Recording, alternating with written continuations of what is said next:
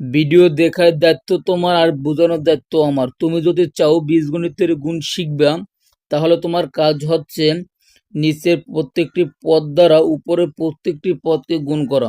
দেখো, আমরা এই নিচের প্রথম পদ দ্বারা উপরের প্রত্যেকটি পদকে গুণ করতে হলে আমরা প্রথম পদকে গুণ করলে হয় 2 দ্বারা 7কে গুণ করলে হয় 14, আর এই এক্স স্কোয়ার মানে x⁴, কারণ গুণের সময় তোমার পাওয়ারগুলো যোগ করতে হয়।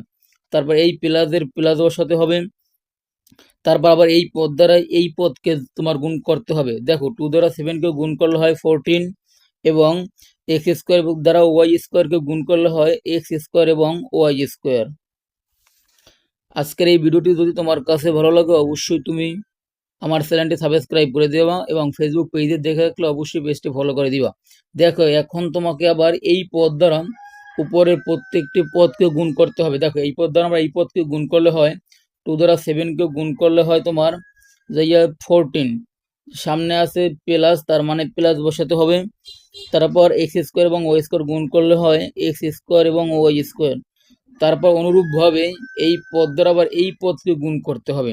তাহলে এই প্লাস বসালাম, যেহেতু প্রত্যেকটির সামনে প্লাস, এই 2 দ্বারা 7কে গুণ করলে হয় তোমার 14, y² গুণ করলে হয় y⁴, কারণ গুণের সময় তোমাকে পাওয়ার যোগ করতে হবে। এখন তোমার কাজ হচ্ছে শুধু প্রত্যেকটি পদ যোগ করে দেওয়া। দেখো, এই পদের নিচে কোনো পদ নাই, তার মানে এই পদটি হুবহু তোমাকে লিখে দিতে হবে। তারপর এই প্লাসের প্লাস বসাতে হবে, 14 যোগ করলে হয় 28, তারপর সামনে ছিল x² এবং y², তারপর প্লাস এই 14 y⁴। আশা করি তুমি আজকের এই ভিডিওটি ভালোভাবে বুঝতে পারছো। যদি বুঝতে পারো তাহলে অবশ্যই চ্যানেলটি সাবস্ক্রাইব করে দিবা।